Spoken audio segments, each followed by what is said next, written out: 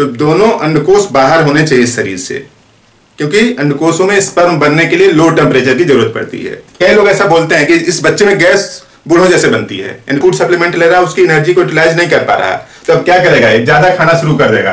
और बेहतरीन लोगों को नमस्कार, सादर प्रणाम।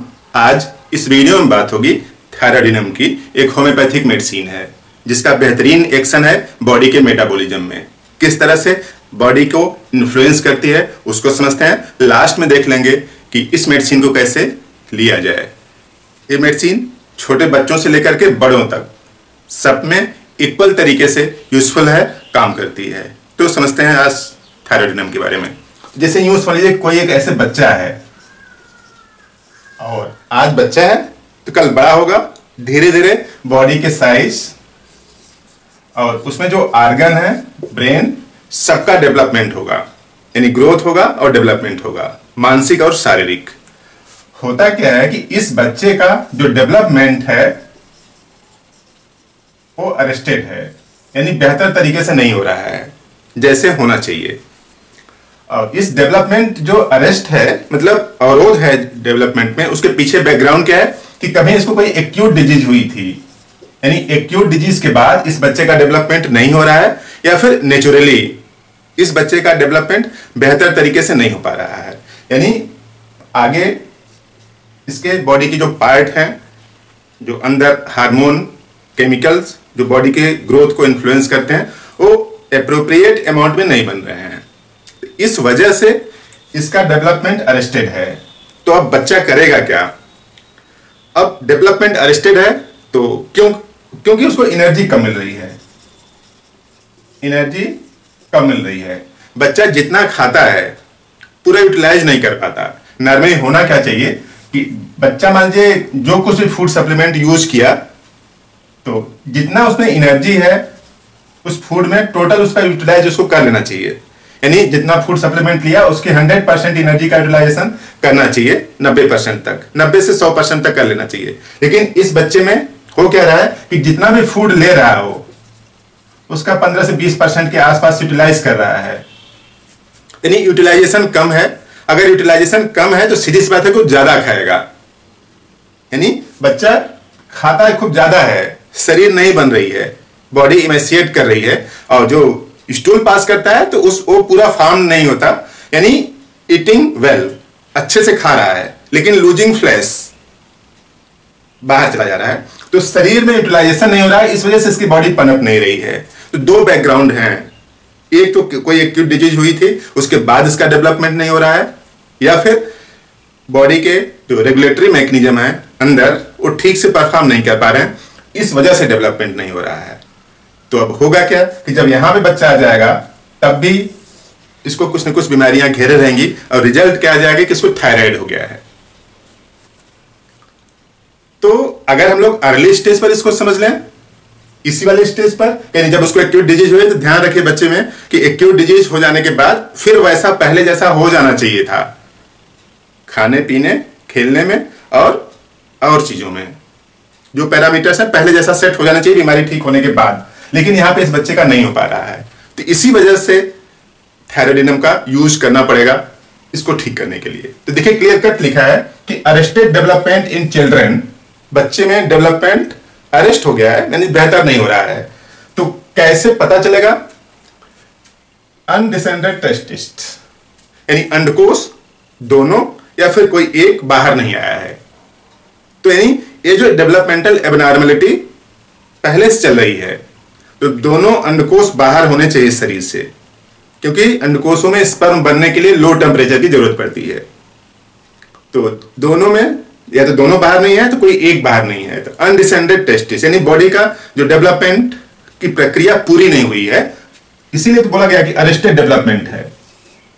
एनोरेसिस इन वीक चिल्ड्रन, बच्चा रात को सोते समय पेशाब कर देता है और ये रेगुलरली कर रहा है।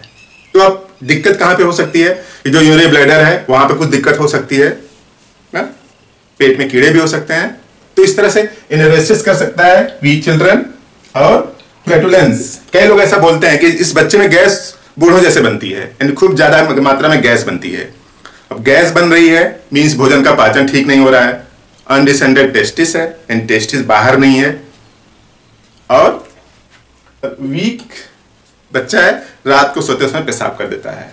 तो ये सब पैरामीटर्स हैं जिसके आधार पे अंदाजा लगाया जा सकता है कि बच्चे का डेवलपमेंट व्यवस्थित तरीके से नहीं हो रहा है। तो अब देखिए उसकी बॉडी यूटिलाइज नहीं कर पा रही है, जितना भी फूड सप्लीमेंट ले रहा है उसकी एनर्जी को यूटिलाइज नहीं कर पा रहा है। तो अब क्या करेगा, ज्यादा खाना शुरू कर देगा, और ज्यादा किसको खाना शुरू कर देगा, स्वीट को, मीठा को, क्योंकि बॉडी यूटिलाइज नहीं कर पा रही। तो ब्रेन ऐसा सोचता है कि डायरेक्ट जो एनर्जी के सप्लीमेंट है, जो एनर्जी है यानी ग्लूकोज या फिर मीठा किसी भी तरीके से ज्यादा है, तो डिसाइडेड क्रेविंग फॉर स्वीट यानी मीठा ज्यादा खाना चाहता है, मीठा खाने की टेंडेंसी ज्यादा है, नमकीन चीजें उधर किनारे कर देता है। तो इस तरह से थायराइड की वीकनेस अगर हो गई है बच्चे में, तो कहा decided craving for sweet, sweet की डिसाइडेड क्रेविंग है, यानी इसको चाहिए ही चाहिए। तो इस तरह से थायराइड की वीकनेस है। अब थायराइड की वीकनेस है, इसको दूर करने के लिए किस तरह से दूर करेगा, ये लिखा है general regulatory influence over mechanism of organ nutrition growth and development, यानी जो थायराइडिनम है रेगुलेटरी मैकेनिज्म को व्यवस्थित कर देता है ताकि ऑर्गन का न्यूट्रिशन सही हो। अगर न्यूट्रिशन सही होगा तो ग्रोथ और डेवलपमेंट अपने आप सही हो जाएगा। तो इसको इन्फ्लुएंस कर देता है, रेगुलेट कर देता है उसी स्टेज पर जिस स्टेज पर वो रुका हुआ है, एक्यूट डिजीज के बाद या फिर बॉडी के अपने फंक्शन की वजह से उसका डेवलपमेंट नहीं हो रहा है। तो इस तरह से रेगुलेटरी इन्फ्लुएंस है उसके ऊपर। ये सब बातें बोरी की मैथमेटिका में लिखा है, आप पढ़ सकते हैं वहां से। तो ग्रोथ और डेवलपमेंट को रेगुलेट कर देता है, और वीकनेस और इजी फटीग यानी जो जल्दी से खेलता हुआ बच्चा थक जाता था, जल्दी से कमजोरी थी, थकान जल्दी लगती है, उसको दूर करेगा। वीक पल्स, जो पल्स है वो कमजोर है, उसको भी सही करेगा। और tendency of to fainting and palpitation, थोड़ा दूर चल लेने पे, कुछ मेहनत का काम कर लेने से हाफने लगता है, धड़कन बढ़ जाती है। तो fainting and palpitation, cold hand and feet, हाथ पैर ठंडे रहते हैं, और लो ब्लड प्रेशर भी लो आता है।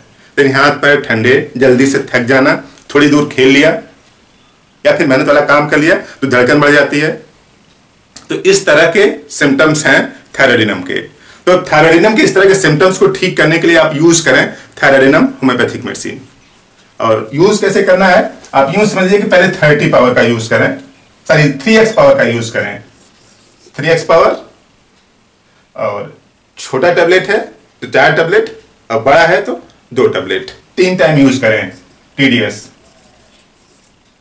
1 महीने तक यूज करें, उसके बाद 6x यूज करें, और इसको भी उसी तरीके से यूज करें जैसे 3x यूज कर रहे हैं 1 महीने तक। यानी 1 महीने इसको देना है, 1 महीने इसको देना है, और उसके बाद 30 पावर की यूज करें। 30 पावर की 4 बूंद सुबह 1 टाइम, 4 बूंद सुबह 1 टाइम जीभ पर यूज करें।